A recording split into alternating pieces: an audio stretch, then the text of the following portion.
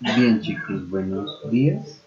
Espero que sean buenos. Hoy ya es viernes, yupi. Bueno, para ustedes es viernes, para mí es jueves en la noche. Pero, en fin, como pueden ver, bueno, todavía no pueden ver porque está muy cerca. Vamos a continuar trabajando sobre Baruch Spinoza. Vamos a hablar ahora un poco ya entrando al texto propiamente dicho. La clase anterior había dicho que yo iba a trabajar sobre estos axiomas, pero pues dado que esta es la última clase que tenemos en este periodo sobre este autor, he decidido más bien que nos centremos pues ya entrando un poco al texto, ¿sí? Entonces, como pueden ver, lo que vamos a trabajar hoy son las proposiciones, no nos vamos a meter tanto en los axiomas, por dos razones. Primero, la que acabo de dar, y segundo, viendo los axiomas, un axioma es una verdad que es evidente, que es lógica por sí misma, que no necesita ninguna discusión ni explicación. Entonces, pues sería un poco extraño que yo hiciera una explicación de los axiomas que se supone no necesitan explicación. Entonces, por eso mismo vamos a continuar esto, pues este proceso. Acá lo que tengo para que vean son, estas son 2 4 6 7 proposiciones, 7 de las primeras 11 proposiciones. Vamos a trabajarlas de una manera esquemática porque la proposición principal en esta primera parte del texto de Spinoza es esta, la proposición 11, ¿sí? Por eso la escribí yo mismo y no la copié y pegué del texto. Mm, Esta proposición 11 la voy a leer solamente para tenerla en claro desde el comienzo. Dice, Dios, o sea, la sustancia de infinitos atributos, cada uno de los cuales expresa una esencia eterna y definida y divina, y divina, existe necesariamente. ¿Sí? Entonces, divina, yo estaba pensando cuando escribí esto. Existe necesariamente, ¿sí? Entonces, acá quiero hacer un hincapié especial en este necesariamente, ¿sí? Es decir, Spinoza no nos está diciendo puede existir, hay razones para que lo hagan, no. Él nos está diciendo la necesidad misma, o sea, el mundo mismo exige la existencia de este Dios, o sea, es necesario, es obligatorio, es lógico, ¿sí? O sea, no hay otra forma de ser. Entonces, por eso es que esta va a ser una proposición tan importante, porque la, Dios se convierte no en posible o en explicable o en razonable, sino necesario. Bien, antes de iniciar a explicar por qué es necesario, quiero hacer una aclaración sobre estos numeritos que aparecen acá en verde, ¿sí? Estos de acá que dicen D hacen referencia, estos los van a encontrar en el texto, por eso los pongo acá, hacen referencia a las definiciones, ¿sí? Entonces cuando dice por la definición 7 hace referencia a esta definición, ¿sí? Y cuando dice el número solo, hace referencia a la proposición inversa. ¿Por qué esto pasa? Por la definición 7 y la proposición 7. Y hay otro argumento que da él, que es este de pod e impod, que vamos a ver más adelante, cuando ya abordemos propiamente esto. Por otro lado, cuando dice AX5, se está refiriendo a los axiomas, ¿sí? A estos axiomas de acá. Entonces el axioma 5 es este, el axioma 4 es este. Entonces quiero que tengan eso en cuenta para cuando lean el texto. Entonces, ¿qué se van a encontrar en el texto? Esto es una explicación muy rápida para todo este proceso. Ay, déjate arrastrar. Entonces, ¿qué se van a encontrar en el texto? Eh, Ustedes se van a encontrar, bueno, las definiciones, los axiomas, estos ya los vimos en la clase pasada, y se van a encontrar lo siguiente. Una proposición, ¿sí? X, y la demostración de esa proposición. Esta demostración lo que va a decir es por qué esto es verdad, ¿sí?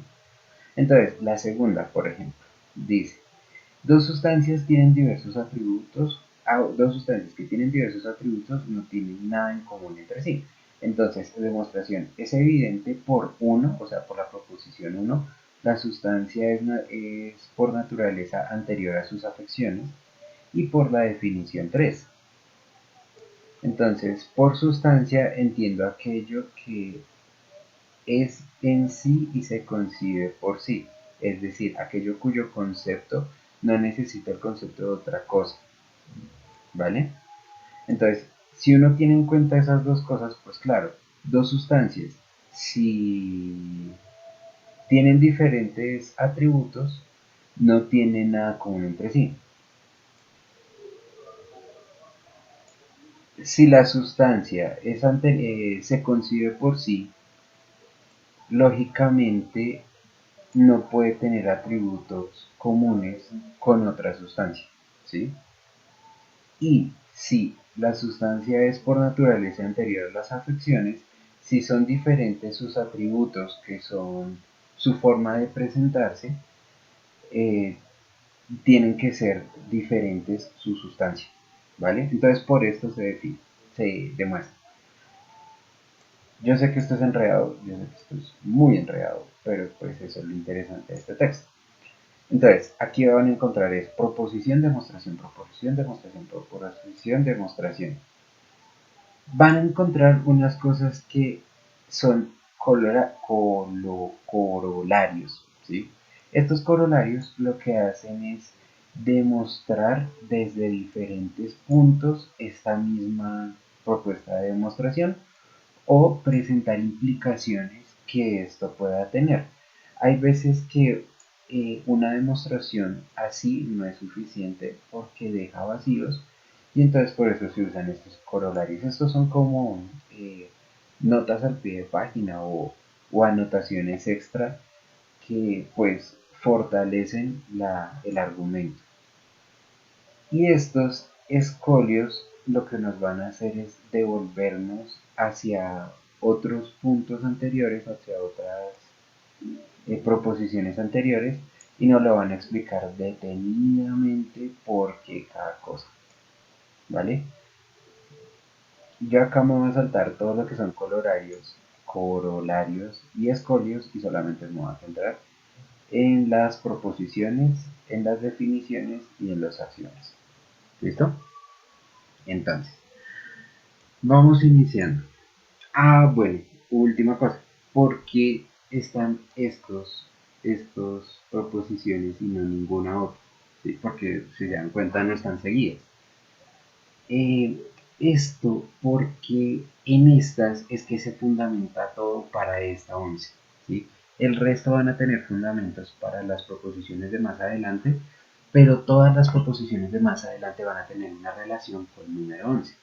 Entonces, puede que el resto estén todos bien, pero si el número 11 no está bien, pues de ahí para allá todo se cae. Toda la propuesta de, de Spinoza se cae.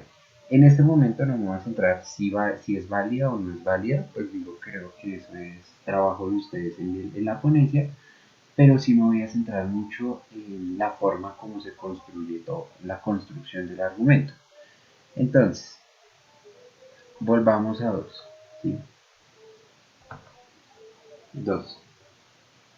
Entonces nos dice, dos sustancias que tienen distintos atributos no tienen nada en común entre sí. Entonces, si tenemos sustancia, y esa se deriva en atributos, y tenemos, bueno, esto es sustancia sub 1, y tenemos sustancia sub 2, y tiene diferentes atributos, o sea, estos atributos son diferentes, ¿qué pasa? Dice, no tienen nada en común entre sí. Esto por la definición 3. Como vimos en la definición 3, dice, es decir, aquello cuyo concepto no necesita el concepto de otras cosas por lo que debe ser formado. Entonces, si estas dos fueran iguales, si son iguales, quiere decir que los elementos de esto y los elementos de este son compartidos. Y si estos son compartidos, entonces las sustancias también tendrían que ser elementos compartidos. ¿Sí? Y si ya dijimos en 3, entiendo aquello que es en sí y que se concibe por sí, aquello cuyo concepto no necesita el concepto de otras cosas, pues entonces esto sería falso. ¿Sí? Por 3, o sea, no, porque no se cumple la condición 3, la definición 3. Entonces, por eso es que esta sería correcta. ¿Sí? Vamos a irle poniendo chulito cuando las vayamos demostrando. Cada vez que avancemos va a ser un poco más compleja la demostración, porque pues van a entrar más elementos. Dice 3. Lo busco acá en el otro documento que tengo. En cosas que no tienen nada en común entre sí, una no puede ser causa de la otra. Entonces, si A es diferente a B, entonces, vamos a poner el entonces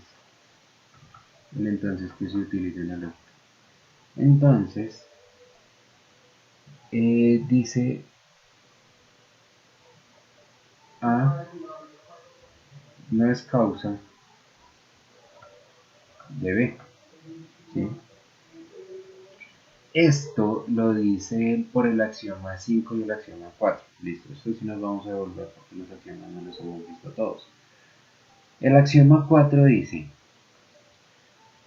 el conocimiento del efecto depende del conocimiento de la causa y lo que implica. Es decir, si sé cuál es el efecto, sé cuál es la causa de entrada. Eso es lógico. Si yo sé cuál es el efecto de algo, tengo que poder saber cuál es la causa. Las cosas no tienen nada en común unas con otras, tampoco pueden entender unas por otras. También es muy lógico. Si yo digo un tiburón, no, o bueno, un tiburón, si yo relaciono un tiburón y una cabra, pues es muy difícil que yo encuentre, que yo pueda explicar algo relacionado con un tiburón hablando de una cabra, porque no tiene ninguna relación. ¿Sí? Si nosotros decimos eso, entonces, cuando decimos que A y B son diferentes, pero pongamos, A es causa de B, ¿qué querría decir? Que A logró construir algo con lo que no tiene ninguna similitud y por lo tanto no se entendería como causa porque la consecuencia no es directamente referenciada, ¿sí? Conozco la consecuencia, pero ya no conozco la causa, ¿sí? Eso como primero. Y como segundo, como hemos visto por el axioma 5, perdón, por el axioma 5, eh, tengámoslo ahí un momentico. Como hemos visto por el axioma 5, si no tienen relación y yo conozco la consecuencia y por el axioma 3 debo entonces poder conocer la causa, si son cosas diferentes yo no puedo conocer esta causa de entrada, ¿sí? No hay forma. Entonces vemos que el tercero sí se cumple. El quinto, perdón. En la naturaleza no pueden haber dos o más sustancias de la misma naturaleza o atributo. Entonces,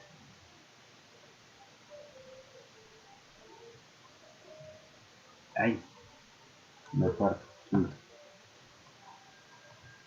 Entonces, si tengo yo una sustancia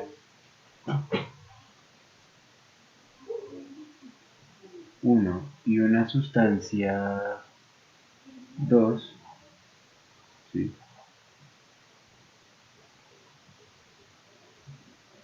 Dice, no puede haber dos o más sustancias de la misma naturaleza o atributo. Estas no pueden en ningún sentido ser iguales. ¿Por qué? También por esto, por la condición 3 que ya la habíamos analizado acá, pero vamos a ver, ya sabemos de la condición 3, vamos a ver el axioma 6. El axioma 6 dice, la idea verdadera debe concordar con su objeto ideado. Es decir, si esta tiene un atributo y este atributo es igual a este atributo, esto querría decir que, y el atributo es una forma de presentar la sustancia, esto querría decir que si yo me acerco a este o a este, yo debería poder conocer la sustancia por esta idea que se está formando, o esta sustancia por esta idea.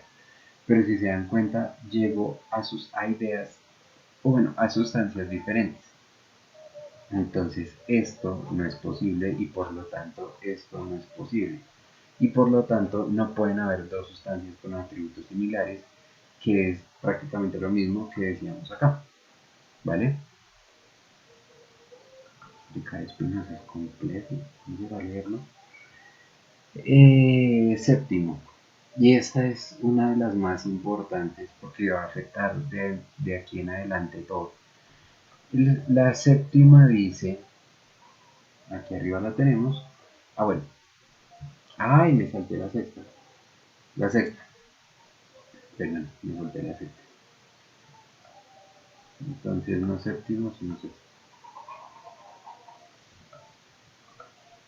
Estoy haciendo de la manera más lenta posible, pausada, para que tengan tiempo de pausar el video, volverlo a mirar, coger el texto, leerlo, toda la cosa. Dice, una sustancia no puede ser producida por otra sustancia, por la definición 2 y por la definición 3. Entonces, en la definición 2 vimos que no pueden tener atributos similares, ¿sí? En la definición, en la definición 3 vimos que si uno es diferente del otro, no se pueden causar uno al otro, ¿sí? Porque si es diferente, la causa no puede ser constante, no puede ser igual. Y esto funciona en los atributos. Si esto es así, una sustancia no puede crear otra sustancia, ¿sí? Sustancia no crea sustancia, ¿sí? Porque en el caso de hacerlo, esto no sería sustancia, sino sería atributo, ¿sí? Si esto fuera posible, si quitamos esta X, esto se convierte en un atributo, porque es un modo de ser de una sustancia, ¿sí? Entonces, obviamente, esto también es imposible. Ahora sí, el séptimo. El séptimo dice, a la naturaleza de la sustancia le pertenece el existir. Uf, esto ahora sí se pone pesado. ¿Por qué? Porque dice la sustancia existe por naturaleza. Entonces, dice que existe por naturaleza por dos razones. Por la definición 6, ¿sí? Por 6 y por la definición 1. Entonces, si nosotros ya dijimos que los atributos son creados por la sustancia, ¿cierto? Que eso lo vimos acá arriba. Los atributos son creados por las sustancias. Los atributos no se pueden compartir entre sustancias, ¿sí? Un atributo, o bueno, un algo que no es similar, que es diferente de otro algo, es decir, estas dos, no hay forma de que una sea causa de la otra. ¿sí? También lo mismo, si una sustancia tiene unos atributos, tampoco hay forma de que estos atributos sean causa de cualquier otra sustancia. Eso para reforzar 2. Y esto para reforzar 3. Una sustancia no puede ser construida por otra sustancia anterior. Entonces ahí vemos la explicación de 6. Sin embargo, bueno, sin embargo, entonces queda decir que esta sustancia se crea por sí misma, ¿sí? Porque si ya vimos que no puede ser creada por nada más y existe, o bueno, y pues le estamos hablando, entonces tiene que ser creada por algo. Y eso es lo que vemos en el primero, que dice, por causa de sí entiendo aquello cuya sustancia, cuya esencia implica la existencia, o sea, cuya naturaleza no puede ser sino concebida como existente. Por lo tanto, si ya decimos sustancia y que ya decimos que tiene una esencia, que es todo lo que está acá atrás, tenemos que decir se crea por sí misma, y si se crea por sí misma, por lo tanto existe. ¿Sí? O sea, es completamente necesario su existencia. Entonces, toda sustancia existe. Eso es lo que nos quiere decir la séptima, ahí se me olvidó, proposición. Pasemos ahora a la décima, ¿sí? La décima proposición, que va a ser un poco más extraña, pero más sencilla en cierto sentido, va a decirnos, cada atributo de la misma sustancia debe ser concebido en sí mismo. Bueno, claro, por la definición 4 y la definición 3, pero ya hemos trabajado la definición 3 acá, y bueno, vamos a ver la definición 4. La definición 4 dice, por atributo entiendo aquello que el entendimiento percibe de la sustancia, ¿sí? Bueno, sustancia como el constitutivo de su esencia. Entonces quiere decir, se forma a partir de la sustancia. Entonces, cada atributo de la misma sustancia debe ser concebido por sí mismo. Acá ya dijimos que los atributos no se pueden concebir, acá ya dijimos que los atributos no pueden ser concebidos uno por otro, acá ya dijimos lo mismo y todo esto ya lo comprobamos. Entonces, diremos finalmente que los atributos son creados solo por la sustancia. Ok, pero acá con todo esto nos encontramos un problema y es el problema que vamos a ver en 11. ¿Por qué? Porque 11 nos va a decir Dios, o sea, la sustancia de infinito hasta rara, es, ¿sí? Existe por necesidad. Claro, si ya decimos que las sustancias se crean por sí mismas y los atributos solamente se crean por sí mismos, entonces si nosotros nos vamos acá y vemos la definición de Dios, que es esta de acá, que dice el ser absolutamente infinito, la sustancia que consta de infinitos atributos. Eso quiere decir que acá los atributos son infinitos. Y si ya vimos que no hay un atributo que pueda, o no hay una sustancia que pueda tener dos atributos, perdón, no hay dos atributos que puedan pertenecerle a dos sustancias diferentes, no, otra vez, no hay un atributo que le pueda pertenecer a dos sustancias diferentes. Si este tiene infinitos atributos, o sea, todos, por definición también debe tener todas las sustancias, ¿sí? Pero si ya dijimos que todas las sustancias, que esta sustancia no puede, no puede ser con otra, ¿sí? Es decir, una sustancia no puede convivir con otra porque eso sería compartir atributos. Entonces, eso quiere decir que solo hay una sustancia. Oh, por Dios. ¿Y cuál es esta característica de esta única sustancia? Por lo tanto, si solamente hay una sustancia, son los infinitos atributos. Y, oh, sorpresa, esto, una sustancia con infinitos atributos, es necesariamente Dios, ¿sí? Es decir, por esto es que Dios es necesario, porque es que si decimos una sustancia con infinitos atributos, algo que tenga infinitos atributos, necesariamente tiene que ser la suma de todos los atributos existentes y por lo tanto la suma de todas las sustancias existentes.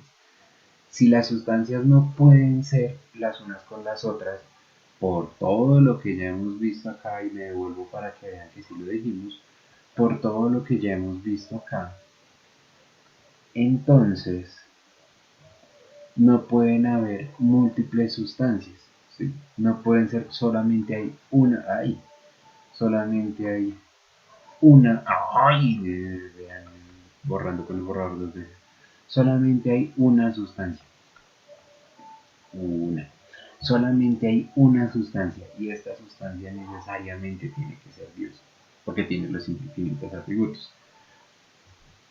Entonces, todo esto se explica desde la definición 7 y desde el apartado 7. La definición 7 ya la vimos, que es la definición de Dios, y la definición 7 es la definición de Dios. No, la definición 7 es la definición del libre, que dice aquella cosa que existe por la sola necesidad de su naturaleza y se determina por sí sola obrar. Entonces, por todo esto, ya sabemos que es una sola por naturaleza, esto quiere decir la definición 7, y se determina sola a sí misma a orar, es decir, Dios, ¿sí?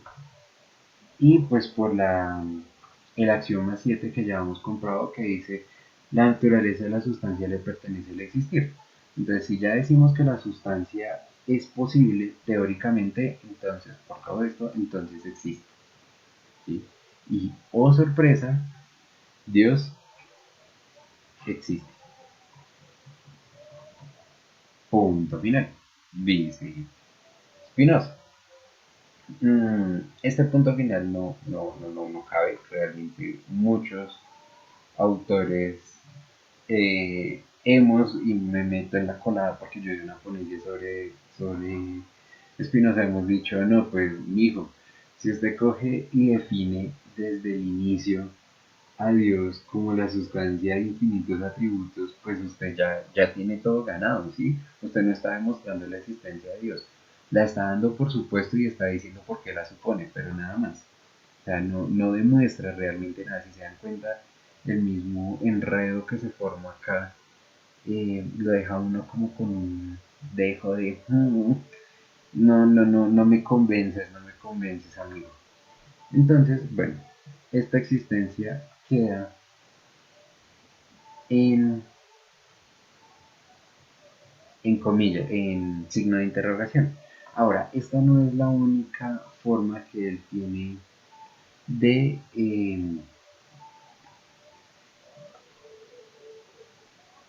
de demostrar esta existencia. Y por alguna razón, esta definición no tiene relación con los... No se relaciona con las definiciones o los axiomas, ¿sí? O sea, esta surge de porque sí, de porque así tenía que ser. Entonces, ¿cuál es esta razón? Él dice simple y sencillamente, hay más poder, mmm,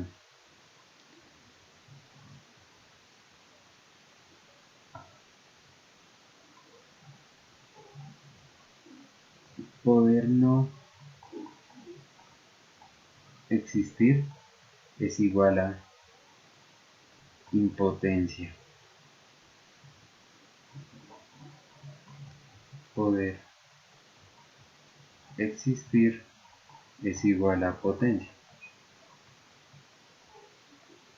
¿Sí? Si esto es así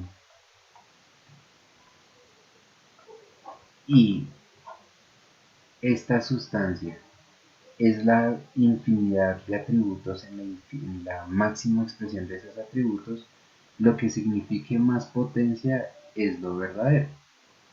¿Sí? Entonces él dice, poder existir es más potente que no poder existir y por lo tanto, por esto, por los infinitos atributos, entonces tiene que existir. A esta propuesta en específico le surge la siguiente contrapostura, que dice, eh, ¿qué es más poderoso? Dos puntos. Uno, ser omnipotente existiendo. O dos, ser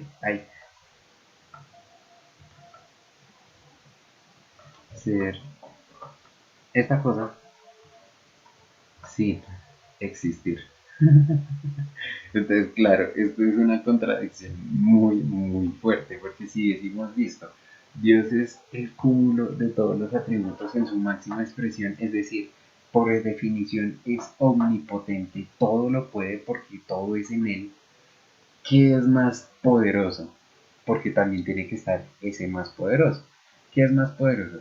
¿Ser omnipotente existiendo o ser omnipotente sin existir? Obviamente, es, demuestra muchísimo más poder, lógicamente hablando, aunque es contraintuitivo, o sea, va en contra de nuestra intuición, es más potente decir, es más poderoso sin existir, pero si no existe no puede ser omnipotente.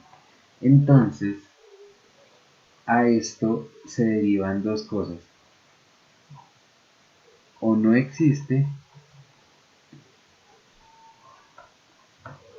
o no es omnipotente.